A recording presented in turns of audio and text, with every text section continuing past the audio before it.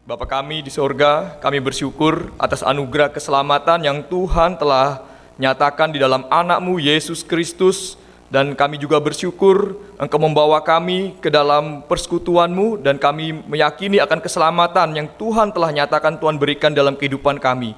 Dan kami juga bersyukur di dalam kehidupan kami yang telah meyakini akan keselamatan-Mu, Roh Kudus terus memimpin kami untuk kami belajar kebenaran firman Tuhan, sehingga melalui firman Tuhan pada hari ini, biarlah kami terus dikuatkan dalam pemahaman iman kami semakin diperdalam, dan kami terus diteguhkan untuk menghadapi dunia yang telah jatuh ke dalam dosa ini, dunia yang bisa membawa kami untuk akhirnya meninggalkan persekutuan dengan Tuhan. Oleh karena itu Tuhan, biarlah melalui firman-Mu pada hari ini, kami diingatkan kembali dalam satu konsep teologi yang penting tentang karya dan pribadi-Mu yang maha kuasa. Terima kasih Tuhan Yesus Kristus, pimpin kami dalam pembahasan firman Tuhan pada pagi hari ini. Dalam nama Tuhan Yesus kami sudah berdoa, amin. Silakan. Selamat pagi Bapak Ibu dan saudara-saudara. Ya. Bersyukur pada hari ini kita dapat berjumpa kembali bersama-sama. Kita akan belajar kembali tentang satu firman Tuhan dengan satu tema yang sangat menarik, yaitu tentang Allah yang Maha Kuasa, Allah Maha Kuasa, God Almighty, atau yang biasa kita sering istilahkan dengan El Shaddai, ya, El Shaddai. Dan juga dalam bahasa Latinnya itu Deus Omnipotens, ya, Deus Omnipotens. Baiklah, untuk membahas tentang satu tema tentang Allah yang Maha Kuasa ini, sebelumnya mari kita bersama-sama membaca Alkitab. Dalam kitab Kejadian pasal 17 ayat 1 sampai 2.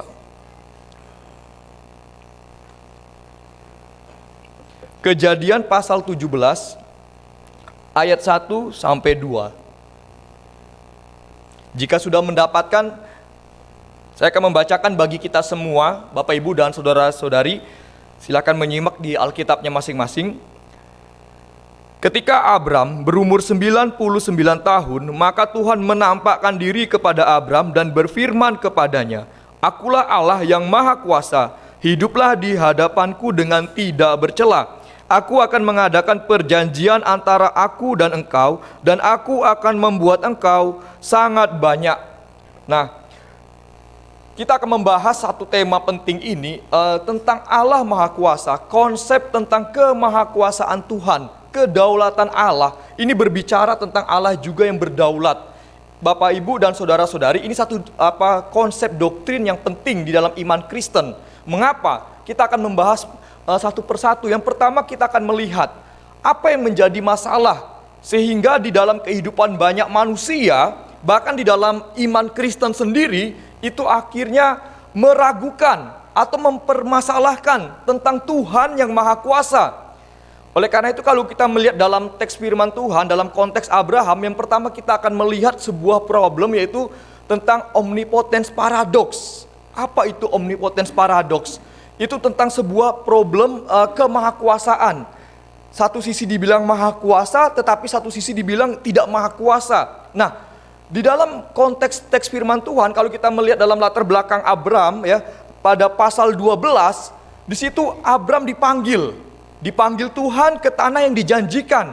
Kalau kita melihat dalam pasal 12, Abram ketika pergi dan disuruh Tuhan keluar dari tempatnya, dari Haran menuju ke tanah yang dijanjikan, dalam pasal 12, di situ Abram dan juga bersama dengan keluarga yang ikut dengan dia, itu sudah sampai di tanah yang namanya Kanaan. Tuhan memanggil dan memberikan tanah yang dijanjikan, yaitu Kanaan. Tetapi kalau kita melihat kisah selanjutnya, apa yang terjadi? Ternyata tanah Kanaan di mana Abram sudah sampai, ternyata ketika terjadi kelaparan, tanah Kanaan itu pun juga mengalami yang namanya kelaparan. Sehingga mau tidak mau Abram itu akhirnya pergi ke Mesir. Dan di Mesir dia akan menghadapi masalah yang baru lagi. Nah, ini menunjukkan bahwa Tuhan itu Maha Kuasa, memanggil Abraham, dan dia juga Maha Kuasa memberikan janjinya kepada Abraham untuk pergi ke tanah yang dijanjikan Tuhan. Sudah sampai, tapi kenapa tanah yang sudah dijanjikan ini justru ketika terjadi kelaparan, Abram harus meninggalkan tanah Kanaan itu dan akhirnya pergi ke Mesir? Bukankah itu tanah yang dijanjikan? Ini sebuah masalah dari dalam kehidupan. Kalau kita analisis, pasti Abram bertanya, Bukankah Tuhan yang sudah memanggil saya keluar dari tanah yang dijanjikan dan pergi ke tempat ini? Tapi kenapa tempat ini gersang? Ketika terjadi bencana kelaparan, saya mengalami kelaparan dan akhirnya mau tidak mau pergi meninggalkan tanah itu. Nah, Bapak Ibu, di dalam sejarah kalau kita melihat tentang masalah tentang kemahakuasaan Tuhan, orang-orang yang memahami tentang kemahakuasaan Tuhan, yaitu omnipotence paradox, kita bisa melihat dalam salah satu konsep dari seorang teolog Roma Katolik bernama Thomas Aquinas, dan itu juga mungkin mengutip dari pemikiran seorang filsuf bernama Dionysius. Itu pernah mengajukan sebuah pernyataan demikian. Apakah Tuhan bisa menciptakan sebuah batu yang mana Tuhan sendiri tidak bisa mengangkatnya? Nah, saya ingin bertanya kepada Bapak Ibu, apakah pernah mendengar ungkapan demikian dan pertanyaan demikian? Ada yang pernah, Bapak Ibu?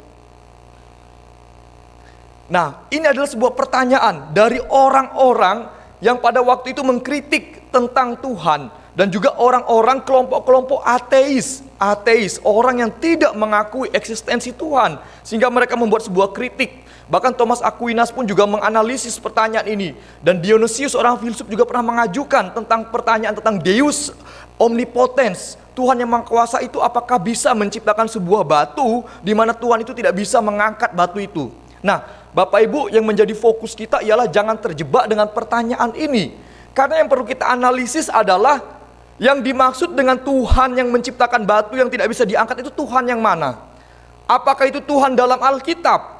Kalau memang Tuhan dalam Alkitab, apakah Tuhan pernah menunjukkan sebuah konsep-konsep yang demikian? Tidak. Oleh karena itu kita jangan terjebak, karena itu pasti bukan Tuhan yang ada dalam Alkitab. Itu adalah Tuhan dalam konsep pemikiran filsuf Dionysius. Itu bukan Tuhan yang sesuai dengan Alkitab. Tapi kadang-kadang sebagai orang Kristen kita langsung bingung. Oh iya ya, kalau Tuhan begitu, kalau Tuhan tidak bisa menciptakan batu yang tidak bisa diangkatnya, Tuhan berarti tidak maha kuasa. Tapi kalau Tuhan bisa menciptakan, Tuhan maha kuasa iya. Tapi kalau Tuhan tidak bisa mengangkatnya, berarti Tuhan tidak maha kuasa. Bagaimana dengan kemahakuasaan Tuhan? Nah, ini adalah sebuah problem, omnipotence paradox. Satu sisi kita akan bergumul, Tuhan ini maha kuasa atau tidak? Dia bisa menciptakan iya, tapi kalau tidak bisa mengangkat, ini paradoks. Nah, Bapak Ibu, dalam konsep paradoks, kalau dalam doktrin iman Kristen kita akan belajar. Biasanya kalau kita membahas tentang doktrin kedaulatan Allah dengan tanggung jawab manusia, Alkitab itu sama-sama memberikan porsi yang sama tentang Allah yang berdaulat maha kuasa, yang menetapkan foreordination, tetapi juga mempredestinasikan orang-orang yang diselamatkan. Nah, ini adalah sebuah paradoks antara manusia yang bebas. Pertanyaannya, apakah kita percaya Tuhan maha kuasa? Iya. Tapi pertanyaannya, apakah kita sekarang menjadi manusia seperti robot? Tidak. Kita tetap juga bisa merasakan sebuah kebebasan. Apakah kita ada paksaan? Tidak. Tetapi inilah ada sebuah misteri yang memang tidak bisa kita masuki, dan disinilah disebut dengan namanya paradoks. Nah, Bapak Ibu, yang kedua, di dalam memahami tentang kemahakuasaan Tuhan, maka kita akan melihat dalam kasus Abraham itu tentang problem efektivitas. Kita bisa melihat dalam Kejadian pasal 12 ayat 10-20 ketika Abram di Mesir. Ketika Abram di Mesir, pada waktu itu Fir'aun melihat istrinya Abram, lalu menginginkan istrinya. Padahal Abram tahu apa yang dilakukan Fir'aun itu salah. Yang dilakukan Fir'aun itu tidak benar. Dia tahu itu. Tetapi menjadi persoalannya adalah Abram tidak mampu untuk mengkritik, mengkoreksi Fir'aun dengan mengatakan bahwa itu adalah istriku. Tapi malah dia menggunakan alasan yang lain. Dia adalah saudaraku, adikku. Memang kalau ditelusuri secara silsilah memang ada hubungan saudara Abram dan Sarai. Nah, tetapi di sini kita melihat bahwa Abram pada waktu di Mesir tahu Fir'aun melakukan kesalahan. Tetapi yang menjadi masalah adalah Abram tidak punya kuasa untuk mengkritik, untuk mengajukan gugatan kepada Fir'aun. Sehingga apa? Pengetahuannya tentang kesalahan daripada Fir'aun, pengetahuannya tentang dosa yang akan dilakukan Fir'aun, itu tidak bisa disampaikan dengan efektif. Sehingga apa? Tuhan intervensi langsung, akhirnya membukakan rahasia tentang siapa Sarai kepada Fir'aun, yang membuat Fir'aun akhirnya mengembalikan Sarai kepada Abram. Nah, Bapak Ibu dan saudara-saudari, ini problem efektivitas. Apa itu problem efektivitas? Problem efektivitas itu ialah berbicara tentang kalau kita tidak punya kuasa, tidak punya otoritas, maka kita tidak akan bisa merealisasikan apapun yang menjadi bagian dalam diri kita. Ada sebuah kisah pada tahun 399 sebelum Masehi, ada seorang filsuf bernama Sokrates. Pada waktu itu dia akan dihukum mati dengan meminum racun pohon cemara. Ada muridnya bernama Plato. Plato waktu itu tahu gurunya tidak bersalah. Dia dihukum mati oleh karena orang-orang yang tidak suka dengan kritik-kritik dari Sokrates terhadap kehidupan beragama dan juga kritik filsafat pada waktu itu. Plato ingin membebaskan gurunya karena dia tahu dia tidak bersalah. Plato punya kasih, dia mengasihi gurunya dan ingin membebaskan. Tapi apa yang terjadi? Plato tidak bisa mengubah keadaan, dan tahun 399 sebelum Masehi, Sokrates, seorang filsuf, itu akhirnya tetap dijatuhi hukuman mati. Ini apa persoalannya Bapak Ibu? Ini salah satu konsep di mana kalau kita, walaupun kita punya kasih, kita tahu yang mana yang salah, kita tahu mana keadilan, tapi kalau kita tidak punya otoritas, maka segala keadilan kita, segala kasih kita, segala ide-ide kita tidak akan terlaksana, tidak akan berjalan. Nah, Bapak Ibu, di sini menjadi sebuah problem efektivitas. Lalu kita melihat bersama kemahakuasaan Tuhan itu berbicara tentang satu masalah penting dalam problem sosial. Kalau kita melihat Abraham dan keturunannya, persoalan tentang keturunan dalam Kejadian pasal 15 ayat 1 sampai 6 dan juga pasal 16, di situ bagaimana Abraham harus bergumul dengan kehidupan sosial. Bagaimana dia dipanggil oleh Tuhan keluar dari tempat keluarganya, tetapi yang menjadi problem adalah dia belum memiliki keturunan. Bahkan dalam teks firman Tuhan yang kita baca dalam ayat pertama, sampai usia 99 tahun dia belum memiliki keturunan. Ini sebuah problem sosial. Di dalam doktrin kemahakuasaan Tuhan, ketika membahas tentang Tuhan yang Maha Kuasa, kita tidak akan lepas dan tidak akan bisa melepaskan dari kasus-kasus tentang terjadinya peperangan di dalam dunia. Orang pasti berkata, Bapak Ibu, kalau memang Tuhan ada dan Dia Maha Kuasa, kenapa masih ada perang dalam dunia ini? Kalau Tuhan ada dan Tuhan Maha Kuasa, kenapa masih ada penderitaan dalam dunia ini? Kalau Tuhan itu ada dan Dia Maha Kuasa, kenapa Dia tidak atur menjadi sesuatu, menjadi segala sesuatu menjadi lebih baik? Kalau Tuhan ada dan Tuhan itu Maha Kuasa, kenapa masih banyak kasus kriminalitas pada saat ini? Kalau Tuhan itu ada dan Maha Kuasa, kenapa masih terjadi diskriminasi pada saat ini? Nah, ini menjadi pertanyaan-pertanyaan, dan cenderung biasanya orang-orang yang bertanya dengan pertanyaan-pertanyaan ini adalah dalam kondisi Tuhan itu dipahami tidak lagi seperti apa dalam konsep Alkitab. Tetapi ketika ada orang-orang yang bertanya tentang masalah kejahatan, maka dia sebenarnya sedang memiliki konsep Tuhan yang berbeda dari Alkitab. Sedang memiliki konsep Tuhan yang berdasarkan asumsinya sendiri. Nah, saya tidak tahu pengalaman Bapak Ibu dan saudara-saudari di tempat ini bagaimana. Ketika ada masalah, pernahkah mulai mempertanyakan, Tuhan, saya percaya padamu, tapi kenapa saya menderita? Tuhan, saya percaya kepadamu, saya percaya Engkau Maha Kuasa, El Shaddai, tapi kenapa saya sakit? Tuhan, saya percaya kepadamu, Engkau Maha Kuasa, tetapi kenapa usaha saya tidak lebih maju daripada orang lain? Tuhan, saya percaya kepadamu, Engkau Maha Kuasa, tetapi kenapa saya tidak pernah menjadi pimpinan? Saya selalu menjadi bawahan, dan bahkan saya disingkirkan dalam pekerjaan. Lalu kita mulai mempertanyakan hal ini. Maka Bapak, Ibu, dan saudara-saudari, pernahkah menghadapi pengalaman demikian? Kalau kita pernah membuat sebuah pertanyaan demikian, itu artinya kita sedang terjebak pada konsep Tuhan yang kita nilai secara pribadi.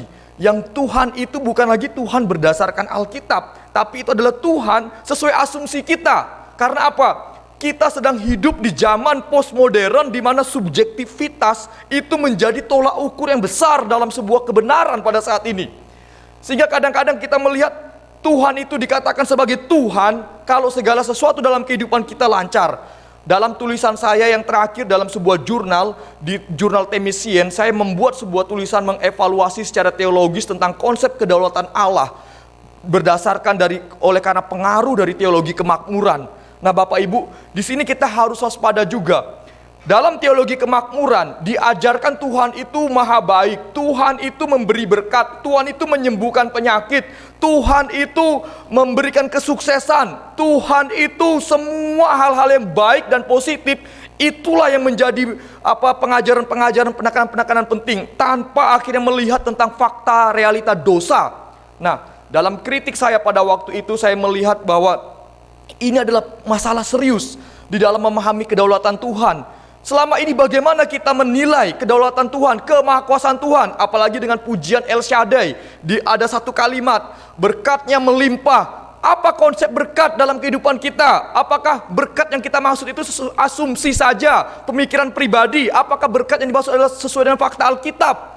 Berkat apa yang Alkitab nyatakan menjadi bagian penting dalam orang-orang Kristen sekalipun menderita? Berkat apa yang melimpah yang menjadi bagian penting orang Kristen sekalipun teraniaya? Berkat apa yang melimpah menjadi bagian orang Kristen sekalipun sakit? Berkat apa yang melimpah bagi orang Kristen sekalipun kita mengalami banyak kegagalan? Disinilah kita akhirnya berpikir kritis Bapak Ibu. Karena itu ketika membahas tentang kemahakuasaan Tuhan, kita akan melihat berbagai aspek kehidupan kita. Jangan sampai kita terjebak selama ini ternyata punya konsep Tuhan yang Maha Kuasa itu adalah Tuhan yang sesuai dengan pengertian kita masing-masing, tanpa pernah kita melihat dari Alkitab bagaimana Tuhan itu sesungguhnya. Nah, di sini kita akan belajar bersama. Oleh karena itu Bapak Ibu, dalam khotbah saya pada hari ini, maka menjadi pertanyaan besar. Apakah Bapak Ibu percaya bahwa Tuhan itu Maha Kuasa? Amin. Sekarang menjadi pertanyaan kedua. Nanti setelah saya khotbah, setelah ibadah, mungkin kita bisa sharing sebentar. Nah, apakah konsep yang Bapak Ibu pahami tentang Tuhan yang Maha Kuasa sama dengan apa yang akan saya khotbahkan pada hari ini? Nah, ini menjadi sebuah perenungan kita bersama. Apakah konsep yang Bapak, Ibu, dan saudara-saudari pahami tentang Tuhan yang Maha Kuasa itu nanti sama atau berbeda atau nanti bertambah? Oh, ternyata setelah dengar khotbah ini saya baru menyadari Tuhan yang Maha Kuasa itu ternyata begini dalam fakta Alkitab. Ternyata saya selama ini terjebak dalam sebuah asumsi. Tuhan yang Maha Kuasa itu saya asumsikan sesuai dengan keinginan saya. Nah, hati-hati. Disinilah kita akan menimbang bersama Bapak Ibu, apakah setelah khotbah ini ada pengetahuan teologi yang bertambah tentang konsep Tuhan yang Maha Kuasa, atau kita memang sudah sama tentang konsep tentang Tuhan yang Maha Kuasa, atau berbeda. Nah, di sini kita akan belajar bersama. Kita melihat tentang konsep Allah yang Maha Kuasa berdasarkan dari teks firman Tuhan yang dibahas. Saya sengaja mempersingkat poin karena dalam poin-poin ini akan ada banyak pembahasan-pembahasan yang padat yang saya berikan. Nah, oleh karena itu Bapak Ibu, mari kita fokus untuk membahas satu doktrin Kristen yang penting tentang kemahakuasaan Tuhan. Yang pertama, Tuhan yang Maha Kuasa itu berbicara tentang Tuhan yang berkarya, Allah yang berkarya. Ayat yang kedua dikatakan bahwa aku akan mengadakan perjanjian antara aku dan engkau, dan aku akan membuat engkau sangat banyak. Tuhan menyatakan dirinya kepada Abraham beberapa kali. Ini yang ketiga kalinya Tuhan menyatakan diri kepada Abraham. Di pertama dan kedua, Tuhan belum menunjukkan, mengidentifikasikan dirinya sebagai Tuhan yang Maha Kuasa, sebagai Allah yang El Shaddai. Tapi pada waktu yang ketiga ini, di usia yang 99 tahun, Tuhan akhirnya menyatakan dirinya, mengidentifikasikan dirinya kepada Abraham sebagai Tuhan yang Maha Kuasa. Ani El Shaddai, aku adalah Allah yang Maha Kuasa. Nah, di sini menunjukkan bahwa ketika Tuhan menyatakan dirinya sebagai Tuhan yang Maha Kuasa kepada Abraham, maka di situ kita melihat Tuhan juga menjanjikan sebuah karya kepada Abraham. Tuhan juga akan berkarya bagi Abraham. Karyanya apa? Yaitu terkait dengan masa depan dari Abraham. Ketika Tuhan menyatakan dirinya Maha Kuasa, maka Tuhan juga menyatakan karyanya kepada Abraham.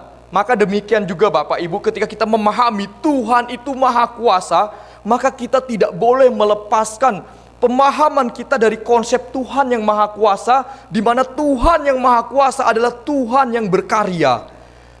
Bapak Ibu, orang yang memiliki kekuasaan pasti memiliki sebuah karya. Kalau kita lihat dalam pengalaman kehidupan manusia, Bapak Ibu mungkin yang bekerja di berbagai instansi pemerintah, setiap naik jabatan, mungkin salah satunya instansi dalam kepolisian, setiap naik jabatan memiliki bintang 1, 2, 3, 4. Apa yang membuat bisa memiliki kekuasaan lebih tinggi? Semakin banyak bintangnya, itu menunjukkan kekuasaannya semakin tinggi, semakin banyak otoritasnya. Kalau bintang 4 sudah menjadi Kapolri. Kalau sudah banyak bintangnya, itu artinya apa? Menunjukkan sudah banyak karya yang dilakukan oleh orang tersebut. Sehingga kalau dia semakin tinggi pangkatnya, otoritasnya, maka itu artinya banyak kasus-kasus, banyak pengalaman-pengalaman kerja yang sudah dikerjakan dengan nilai yang baik. Nah, itu dalam konsep kehidupan kita manusia saja terjadi demikian, Bapak Ibu. Oleh karena itu kita melihat Tuhan yang Maha Kuasa adalah Tuhan yang berkarya. Membaca tulisan dari Louis Berkhof. Louis Berkhof adalah seorang teolog sistematika. Di dalam buku sistematika tentang doktrin Allah, beliau juga adalah murid dari seorang teolog dari Belanda. Nah, Herman Bavinck. Kita melihat bersama, Berkhof mengatakan bahwa salah satu poin penting dalam memahami tentang Tuhan yang Maha Kuasa adalah kita melihat dari Alkitab adalah karya-karyanya, di mana dikatakan Tuhan itu berkarya, dia melakukan penciptaan. Tuhan melakukan karya penciptaan. Kemahakuasaan Tuhan terkait dengan karya Tuhan yang menciptakan dunia dan isinya. Tetapi kita perlu juga membatasi diri melihat fakta Alkitab. Disinilah kita akan melihat bahwa Tuhan menciptakan dunia dan isinya, manusia dan segala sesuatu yang ada dalam dunia. Tetapi ingat, Tuhan tidak menciptakan dosa. Tuhan memang berkuasa menetapkan segala sesuatu. Dan Tuhan mengizinkan, di dalam ketetapannya Dia mengizinkan juga hadirnya akhirnya manusia jatuh dalam dosa, dan akhirnya hadirnya juga kejahatan. Nah, konsep ini Bapak Ibu, inilah konsep yang akan membantah filsuf dari Dionysius yang mengatakan bahwa apakah Tuhan bisa menciptakan sebuah batu yang tidak bisa Dia angkat. Sebenarnya pertanyaan ini sama saja dengan mempertanyakan apakah Tuhan bisa menciptakan sebuah makhluk ciptaan yang tidak mungkin jatuh dalam dosa. Nah, apakah Tuhan bisa menciptakan sebuah makhluk ciptaan yang tidak menciptakan manusia yang tidak mungkin mati? Apakah Tuhan bisa menciptakan manusia yang tidak mungkin berdosa di dalam rancangan Dia? Tetapi ini pertanyaannya sebenarnya tidak perlu dijawab karena bertentangan dengan fakta yang ada pada Alkitab. Nah, ini konsep Tuhan berkarya menciptakan. Oleh karena itu di sini kita melihat bersama, oh, kalau Tuhan itu Maha Kuasa, Dia berkarya, Dia menciptakan. Kalau Tuhan itu menciptakan, maka kita sebagai manusia dalam Kejadian 1 ayat 26, kita diciptakan segambar dan serupa dengan Allah. Makanya kita sebagai manusia juga kita memiliki peran untuk membuat sesuatu hal yang baru dalam kehidupan ini. Karena itu kita sebagai manusia, apalagi manusia yang percaya kepada Kristus, dipanggil dalam persekutuan gereja.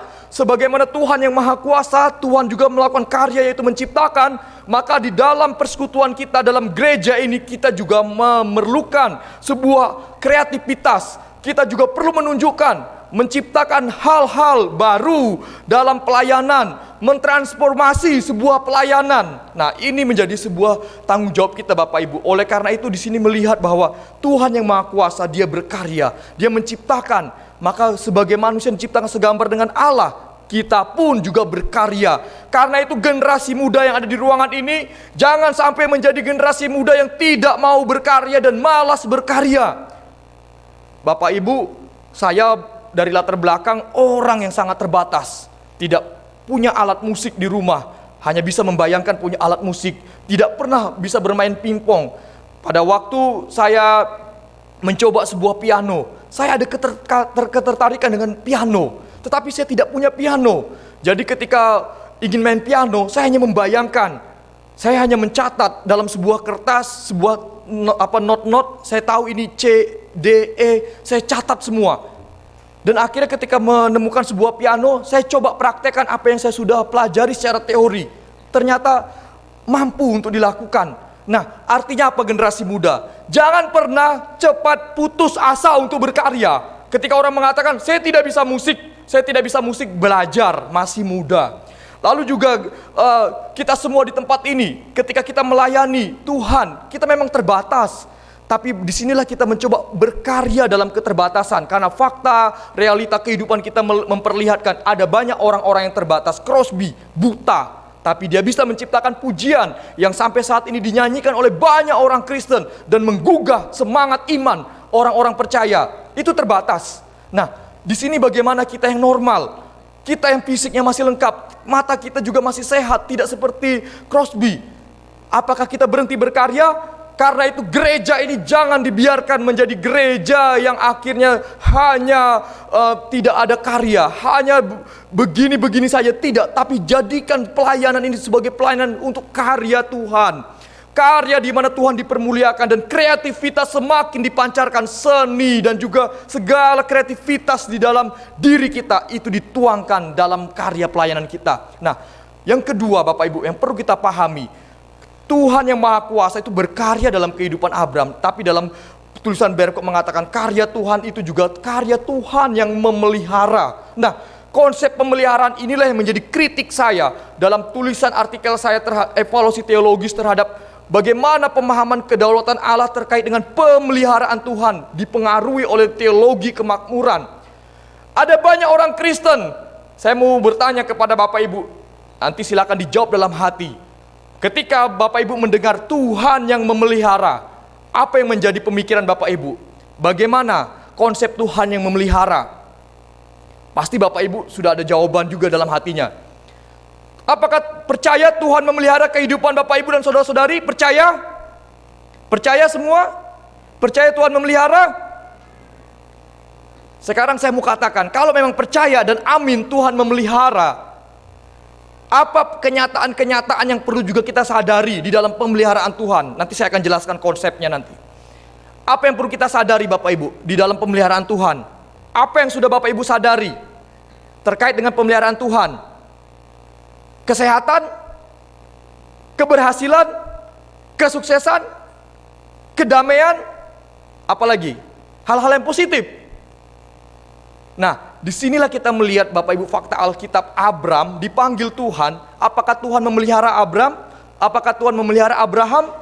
Ya, Tuhan memelihara. Tetapi kita akan belajar bersama. Dalam pemeliharaan Tuhan kepada Abraham, ada realita yang tidak boleh kita abaikan.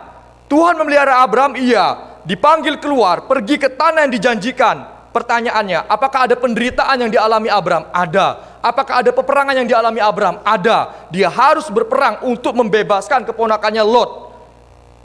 Apakah ada masalah sosial yang dihadapi oleh Abram? Ada. Belum punya anak, sampai usia 99 tahun sudah tua. Tuhan pelihara. Ada realita masalah? Ada.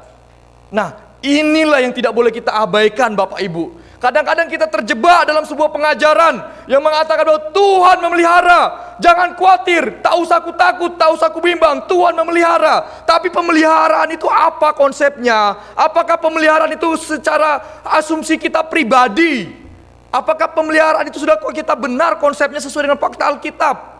Satu kasus lagi, satu fakta Alkitab lagi tentang umat Israel. Apakah Tuhan memelihara umat Israel? Keturunan dari Abraham, Ishak, Yakub, lalu disinilah akhirnya menyebar ke 12 suku Israel. Apakah Tuhan memelihara? Tuhan pelihara. Tapi ketika Tuhan pelihara, pertanyaannya adalah, apakah umat Israel yang sebagai umat pilihan Allah ketika dipelihara oleh Tuhan, ada tidak yang mati? Banyak yang dibunuh oleh Tuhan juga karena dosanya. Ketika mereka dipelihara oleh Tuhan, menderita tidak umat Israel? Menderita, diperbudak di Mesir 430 tahun. Ketika Tuhan memelihara umat Israel dalam fakta Alkitab, apakah mereka mengalami kehidupan yang nyaman? Tidak, 40 tahun di padang gurun. Jadi jangan sampai terkecoh dengan pengajaran-pengajaran palsu yang mengajarkan tentang hal-hal positif tentang Tuhan. Tuhan memelihara, iya, maka kita akan sehat, maka kita akan sembuh, maka tidak ada tantangan, maka tidak ada masalah. Kalau gereja mengajarkan demikian, maka kita akhirnya menjadi orang Kristen yang tidak akan sadar dengan keadaan kita. Kita akan menjadi orang Kristen yang hanya datang ke gereja untuk menikmati sebuah kenyamanan, menikmati sebuah ketenangan, menikmati sebuah kedamaian, menikmati sebuah keenakan, tanpa akhirnya kita memikirkan yang namanya penderitaan lagi. Oleh karena itu, kalau ini terjadi dalam pengajaran gereja, ini bahaya. Karena itu di dalam pemeliharaan Tuhan, Tuhan yang Maha Kuasa berkarya memelihara, iya. Tetapi Tuhan tidak mentiadakan realitas adanya penderitaan, adanya yang sakit, adanya yang mati juga. Bahkan ada yang dihukum, ada yang diadili. Nah, ini adalah sebuah konsep yang memang harus kita mengerti bersama Bapak Ibu dan Saudara-saudari. Murid-murid Tuhan Yesus, apakah Roh Kudus memimpin murid-murid Tuhan Yesus? Yesus sudah berjanji dalam Kisah Para Rasul pasal 28 ayat yang ke-18, segala kuasa di langit dan di bumi telah diserahkan kepadaku. Karena itu pergilah. Ketika murid-murid diutus untuk pergi, kuasa sudah diberikan. Kisah Para Rasul 1 ayat 8 juga menyatakan, karena itu kamu akan menerima kuasa dan kamu akan menjadi saksiku. Ketika Roh Kudus pimpin, mereka bisa buat mujizat, iya, tapi tidak kita lupakan juga para murid-murid mengalami yang namanya penderitaan. Semua para murid-murid akhirnya mengalami kondisi penginjilan, mereka harus korbankan nyawa. Rasul Paulus dan akhirnya dipenggal. Nah, di sini Bapak Ibu kita melihat bersama, ternyata Allah yang Maha Kuasa itu adalah Allah yang memelihara. Kalau Tuhan itu memelihara, berarti di sini kita jangan menjadi orang Kristen yang akhirnya minta dimanja oleh Tuhan. Minta dimanja oleh Tuhan. Sebuah kisah John Sung. Bapak Ibu mungkin pernah mendengar kisah tentang John Sung. Dia pada usia yang ke-26, pada tahun 1926, John Sung itu baru menyelesaikan S3-nya dari S3 kimia. Dia seorang kimia atau fisika. Dia selesaikan S3-nya. Tapi pada tahun 1926 setelah studi S3, akhirnya dia memutuskan untuk memberitakan Injil. Bahkan saya baca riwayatnya, dia pernah ke Indonesia, ke beberapa daerah di Indonesia, di Jogja dan di sekitar Jakarta. Nah, John Sung pada waktu itu sudah mapan, kurang apa lagi, orang cerdas, S3, tapi mau korbankan hidup untuk memberitakan Injil, untuk berkarya bagi Tuhan. Bagaimana dengan kita pada saat ini? Ada rekan-rekan sini mahasiswa, mungkin pada saat ini sedang bersemangat mengejar S1. Aku orang tercerdas di kelasku, aku orang tercerdas di sekolah teologiku, aku orang tercerdas di Universitas Bengkulu ini. Karena itu aku mati-matian akan mengejar target sebagai summa cum laude dari prestasiku. Tapi perhatikan baik-baik, kalau kita mati-matian berkarya, mengejar apa yang menjadi nilai untuk diri kita, tanpa memikirkan memberitakan Injil, tanpa memikirkan tentang Tuhan, maka itu sia-sia. Karena itu Pak Billy Kristanto dalam pembahasannya tentang Matius pasal 28 ayat 18 sampai 20 mengatakan bahwa orang-orang banyak berteriak-berteriak minta Tuhan lindungi, minta kuasa Tuhan dinyatakan, tetapi lupa bahwa ketika Yesus mengatakan tentang segala kuasa telah diberikan kepadaku, kan itu pergilah jadikanlah sebuah bangsa muridku, dan dia senantiasa menyertai sampai akhir zaman. Di situ Yesus berjanji menyertai sampai akhir zaman, tetapi jangan lupa Bapak Ibu dan Saudara-saudari, di situ ada tentang pemberitaan Injil.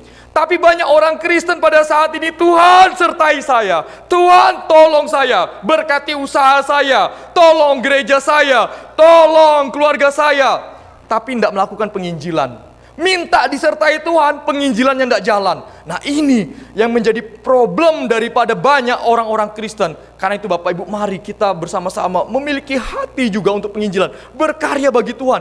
Allah yang Maha Kuasa itu Allah yang berkarya, dan karya Allah itu juga harus juga kita teruskan di dalam penginjilan yang kita lakukan. Karena itu kalau orang Kristen tidak mau penginjilan, malu tidak? Kalau seandainya ngomong sama Tuhan, Tuhan sertai saya seperti janjimu di dalam Matius pasal 28 ayat 20, dan ketahuilah aku senantiasa menyertai kamu sampai pada akhir zaman. Tuhan, aku mau penyertaanmu, tapi kita tidak penginjilan. Tuhan, aku mau penyertaanmu, tapi kita tidak mau buat apa-apa kepada gereja. Tuhan, aku mau penyertaanmu, tapi kita tidak mau apa-apa untuk belajar Alkitab. Tuhan, aku mau penyertaanmu, tapi kita tidak mau apa-apa untuk pelayanan. Kita hanya mau duduk, datang, dan akhirnya kita menikmati sebuah ketenangan.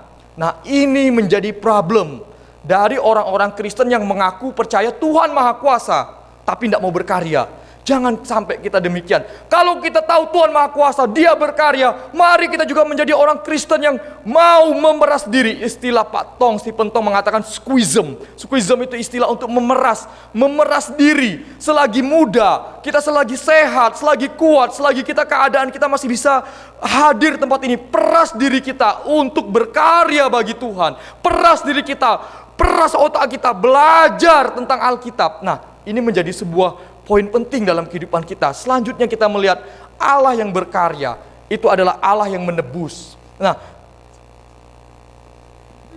Berkop mengatakan yang ketiga itu Allah yang berkarya adalah Allah yang menebus. Nah, Allah yang menebus ini adalah karya yang Bapak Ibu, ini adalah karya yang sangat penting kita pahami. Oleh karena itu ketika membahas tentang berkatnya yang melimpah, apa yang melimpah? Yang melimpah yang perlu kita pahami adalah sebuah kehidupan kekal di sorga. Ini adalah karya yang tidak bisa dibeli dengan uang. Karya penebusan Tuhan tidak bisa dibeli dengan kebaikan kita.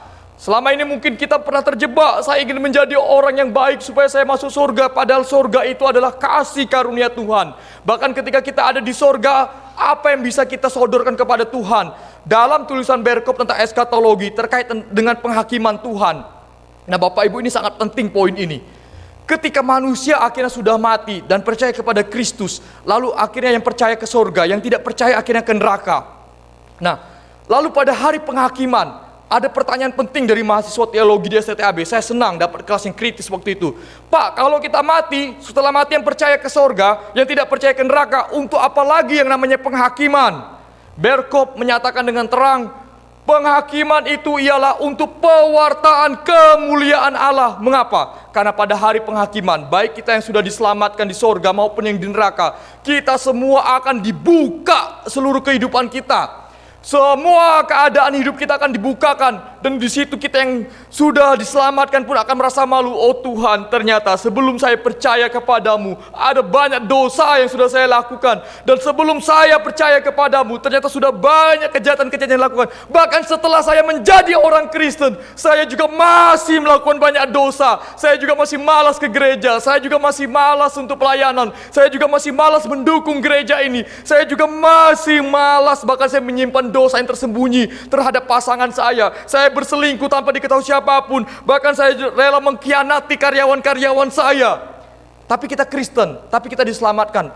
Karena itu Bapak Ibu, ketika penghakiman itu akhirnya terjadi dan kita diselamatkan, kita akhirnya tertunduk dan mau tidak mau hanya mengakui, hanya karena anugerah Allah, hanya karena Allah saja saya diselamatkan. Dan ini adalah konsep eskatologi yang dijelaskan oleh Berkop di dalam buku sistematik teologinya. Nah, ini menunjukkan apa Bapak Ibu? Disinilah karya Allah, penebusan itu menjadi poin penting kalau kita memahami tentang Tuhan yang Maha Kuasa.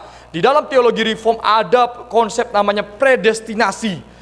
Doktrin predestinasi itu tidak akan kita bisa mengerti dengan baik kalau kita menjadi orang Kristen yang tidak taat kepada apa kata Alkitab. Tuhan sudah menentukan siapa yang diselamatkan, dan Tuhan juga sudah menentukan siapa yang ditolak. Itu jelas dalam Alkitab. Karena apa? Faktanya dalam kitab Wahyu kita melihat ada orang yang masuk surga, ada juga orang yang dihukum dalam kekekalan. Nah, ini jelas. Oleh karena itu Bapak Ibu, di sini kita melihat bersama Tuhan yang Maha Kuasa, Tuhan yang berkarya menyelamatkan. Karena itu berkatnya yang melimpah itu perlu kita mengerti bersama. Tidak perlu dicoret dan tidak perlu dihapus dan tidak perlu diganti kata dalam lagu itu. Tapi yang penting kita punya pemahaman yang benar. Berkat yang melimpah adalah keselamatan yang kekal. Di dalam doktrin reform ada yang namanya The 5 Point of Calvinism. 5 poin tentang ajaran Calvinis itu tentang tulip, yang disingkat dengan tulip. Nanti silahkan nanti Pak Gembala untuk membuat sesi pembelajaran itu tersendiri. Nah, itu adalah doktrin yang sangat konsisten mengajarkan tentang keselamatan yang betul-betul dalam kedaulatan Tuhan. Keselamatan di mana orang percaya sekali selamat, tetap selamat. Itu doktrin penting Bapak Ibu. Nah, yang kedua, berbicara tentang Allah yang Maha Kuasa. Ini berbicara tentang Allah yang menggenapi janjinya. Allah yang menggenapi janjinya. Kalau kita melihat dalam ayat yang kedua, di situ Tuhan menjanjikan kepada Abram akan keturunan. Dan kalau kita melihat pasal 21 ayat 1 sampai 3, di situ Abram sudah sudah dipanggil Abraham. Di situ kita melihat Ishak lahir. Keturunan yang dijanjikan Tuhan digenapi. Allah yang Maha Kuasa itu adalah Allah yang menggenapi janjinya. Nah, maksudnya apa ini Bapak Ibu? Ini berbicara tentang keefektifan Tuhan. Seorang teolog bernama Boyce Montgomery Montgomery Boyce itu menuliskan sebuah konsep yang sangat bagus tentang kemahakuasaan Tuhan. Montgomery mengatakan, Boyce mengatakan demikian. Kalau kita mengabaikan doktrin kemahakuasaan Tuhan, kedaulatan Tuhan, maka jangan harap kasih Tuhan akan efektif dan terrealisasi. keadilan Tuhan akan efektif dan terrealisasi. Nah, Bapak Ibu, ini kembali lagi tentang kasus yang tadi kita lihat tentang Plato, yang ketika melihat gurunya akan dihukum, dia protes sebenarnya. Tidak adil, itu tidak sesuai, guruku tidak bersalah. Memang dia tahu yang salah, dia tahu yang adil, tapi tidak punya kuasa, tidak efektif. Tidak efektif. Sama seperti kalau kita melihat di Indonesia, Bapak Ibu, siapa yang efektif membuat keputusan-keputusan? Orang-orang yang punya kuasa, pejabat-pejabat yang punya kuasa. Sekalipun kita sebagai warga negara dibilang kita punya suara, iya, tapi kalau tidak punya kuasa, suara kita tidak akan efektif. Beberapa hari ini kita melihat sebuah kasus di sebuah instansi pemerintah. Dalam kasus tersebut ada banyak suara-suara yang menuntut keadilan dinyatakan, transparan dalam membuka kasus. Tapi para warga-warga kita yang berkomentar di media sosial itu punya kuasa tidak? Tidak punya kuasa. Yang punya kuasa siapa? Petinggi-petinggi. Mereka yang punya otoritas, maka mereka yang bisa merealisasikan apakah itu keadilan, apakah itu kasih, mereka yang punya otoritas. Nah, Bapak Ibu, Boyce mengatakan dalam konsep teologinya bahwa kalau kita mengabaikan kedaulatan Allah, maka kasih itu tidak akan terrealisasi. Kalau kita mengabaikan kedaulatan Allah, mau kasih dan keadilan dan karya Allah penciptaan yang lain, itu tidak akan terefektifkan. Segala karya Allah tidak akan efektif kalau kita mengabaikan kemahakuasaan. Kalau kita tidak menerima Tuhan itu maha kuasa, maka tidak akan ada karyanya efektif. Bagaimana Tuhan mau mengasihi? Bagaimana kita bisa percaya Tuhan itu memiliki kasih yang kekal? Dia menyelamatkan kita dan dia membawa kita ke sorga. Tetapi kita tidak percaya tentang kedaulatan Tuhan. Ada banyak orang Kristen juga yang meragukan kedaulatan Tuhan, sehingga dengan mengatakan bahwa butuh perbuatan baik untuk ke sorga. Kalau kita menjadi orang Kristen yang tidak percaya Tuhan itu berdaulat, Tuhan itu maha kuasa, maka jangan berharap juga ketika membaca tentang Tuhan yang maha kasih, akan efektif kasihnya. Kasih Allah tidak akan efektif kalau kita tidak percaya Tuhan itu maha kuasa. Lalu kita juga berdoa kepada Tuhan, Tuhan, saya teraniaya, berikan keadilan-Mu kepadaku. Tapi kita tidak percaya Tuhan maha kuasa. Bagaimana keadilan Tuhan akan efektif kalau Tuhan tidak maha kuasa? Karena itu konsep teologi Boyce ini menjadi sebuah poin penting bagi kita. Selanjutnya lagi seorang teolog bernama Arthur Pink. Dia menggunakan sebuah istilah yang menarik ketika saya baca. Kedaulatan Allah itu bagaikan gravitasi. Penarik bagi doktrin-doktrin yang lain, bagi atribut-atribut Allah yang lain. Istilah gravitasi ini menarik bagi saya, Bapak Ibu. Kedaulatan Allah, karena Allah punya kekuasaan, karena Allah itu maha kuasa, maka apa yang mau dia lakukan semua bisa terjadi. Dia mau ciptakan, jadi. Dia mau menghakimi, jadi. Dia mau mengasihi, jadi. Semuanya tuntas, semuanya sempurna. Karena apa? Kita percaya dia maha kuasa, tapi kalau tidak, maka tidak akan efektif. Nah, di sini kembali lagi kita diingatkan Bapak Ibu, kita harus percaya bahwa Tuhan itu maha kuasa supaya apa? Segala sesuatu itu menjadi efektif. Sama seperti Bapak Ibu di kantor. Pasti Bapak Ibu yang menjadi karyawan punya pengalaman yang tidak menyenangkan dengan seorang pimpinan. Mungkin mengatakan pimpinan ini tidak adil. Keputusannya harusnya jangan seperti ini. Pimpinan ini pilih kasih. Pimpinan ini berlaku curang. Kita tahu mungkin kejahatan-kejahatan yang dilakukan oleh pimpinan di tempat kerja kita. Tapi kalau kita tidak punya kuasa, mau buat apa? Tidak bisa buat apa-apa. Tetapi seorang pimpinan ketika dia tahu, oh ada yang tidak adil di sini, dia bisa bereskan langsung. Karena apa? Punya otoritas. Oh ada yang kurang diperhatikan, saya perhatikan langsung terrealisasi. Karena apa? Punya otoritas. Nah, karena itu dalam konsep tentang kemahakuasaan Tuhan, kita harus percaya bahwa Tuhan itu berdaulat supaya segala sesuatu itu efektif.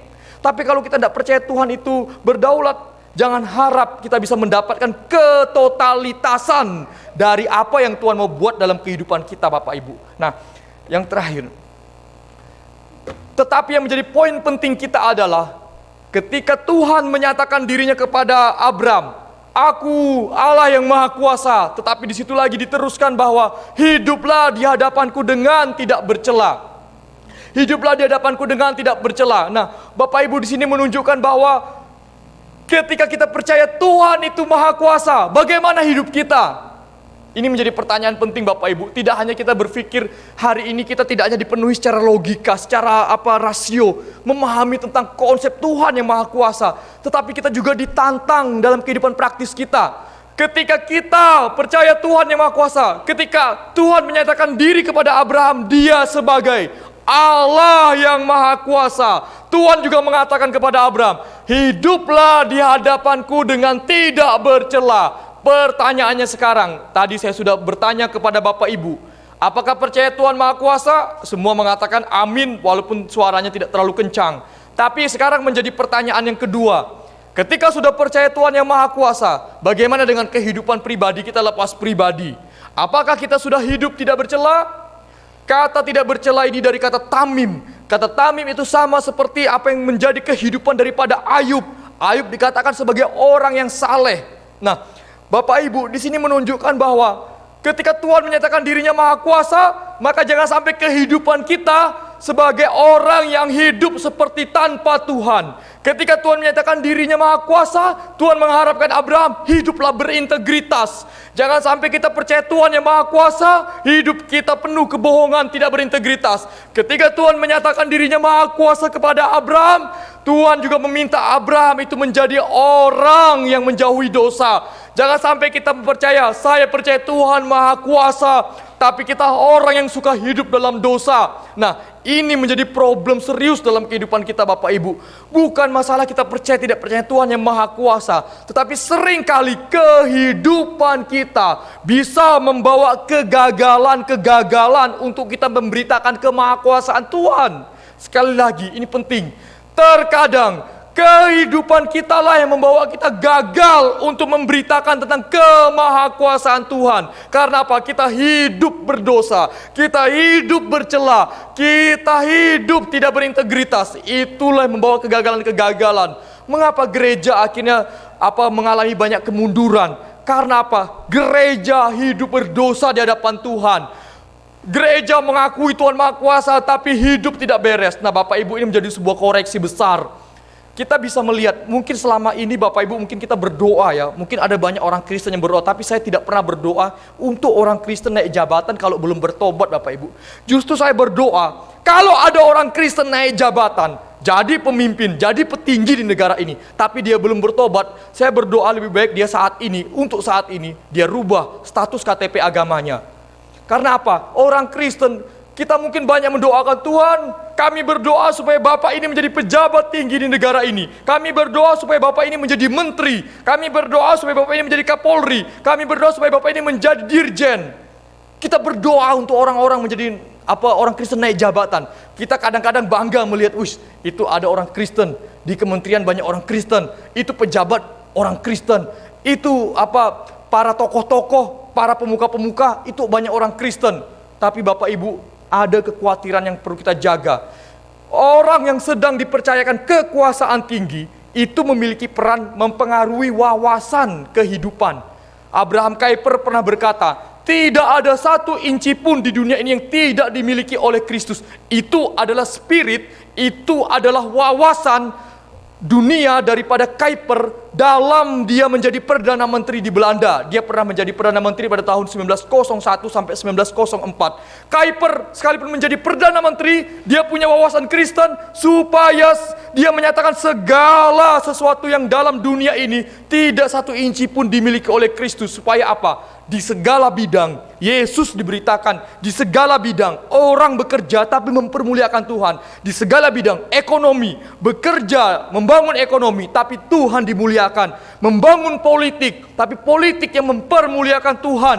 Membangun kekuatan militer, tapi dengan tujuan untuk tetap mempermuliakan Tuhan. Membangun pendidikan untuk mempermuliakan Tuhan. Karena itu Kuyper mengatakan tidak ada satu inci pun yang tidak dikuasai oleh Kristus. Nah, ini menjadi poin penting kita Bapak Ibu. Pada saat ini ada problem serius di bangsa kita.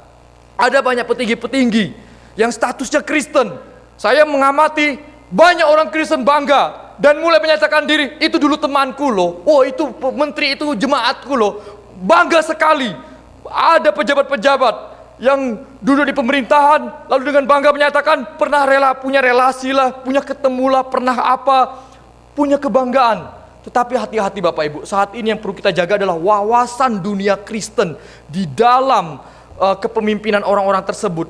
Ada seorang tokoh politik yang pernah menjadi gubernur Jakarta. Pada waktu itu dia memimpin, saya melihat dia berhasil menunjukkan bagaimana wawasan seorang Kristen memimpin kota Jakarta. Memang dia pernah bersaksi juga bahwa dia terinspirasi dari John Calvin yang membangun politik di Jenewa pada Swiss pada waktu itu. Tetapi memang akhirnya kita juga turut prihatin ketika dia menghadapi problem keluarga. Nah, ada yang berhasil membangun wawasan politik sebagai orang Kristen dengan prinsip-prinsip Alkitab. Tapi ternyata iblis tidak serta-merta diam, cari celah untuk menjatuhkan. Nah, kita melihat juga pada beberapa waktu lalu, ada seorang menteri Kristen. Dan pada waktu itu menangani bagian sosial. Apa yang terjadi pada masa pandemi COVID-19? Justru malah korupsi. Wawasan dunia kekristenan sedang jatuh. Kalau kita melihat komentar di media sosial, itulah bukan orang ini, itulah kalau orang non dari kita yang memimpin korupsi kan? Katanya orang Kristen itu berintegritas. Katanya kalau orang Kristen memimpin masalah cepat beres. Katanya kalau orang Kristen memimpin dia itu tegas. Katanya orang Kristen kalau memimpin itu jujur. Itu wawasan-wawasan dipercaya Bapak Ibu, tetapi akhirnya runtuh.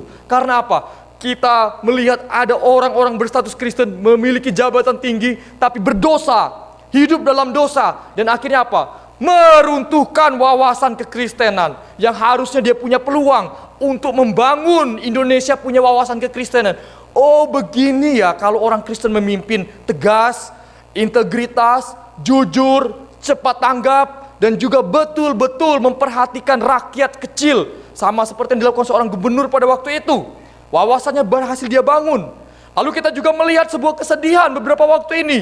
Ada orang pejabat-pejabat dalam sebuah kasus instansi pemerintah. Tiba-tiba terjadi korban tembak menembak. Yang jadi korban siapa? Orang Kristen. Pelaku penembakan siapa? Yang disangkakan saat ini adalah orang Kristen. Otaknya siapa? Dituduhkan juga orang Kristen, pejabatnya juga. Lalu siapa yang menjadi pejabat petinggi dari instansi tersebut? Orang Kristen juga.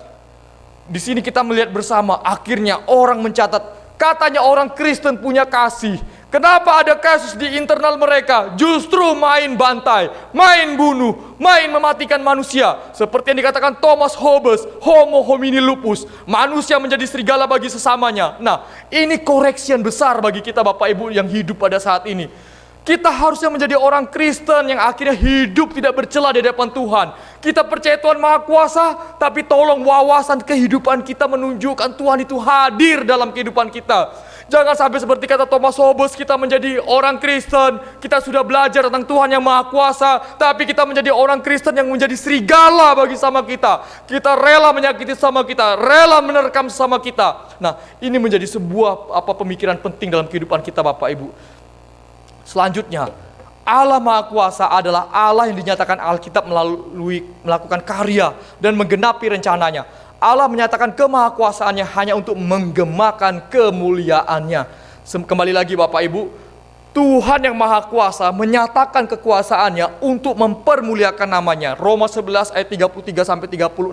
Oh, alangkah dalamnya hikmat dan pengetahuan Allah. Sungguh tak terselami dan tak terselidiki rancangan-rancangannya. Sebab segala sesuatu adalah dari Dia, oleh Dia, kepada Dia, kemuliaan bagi Dia selama-lamanya. Mari kita berdoa.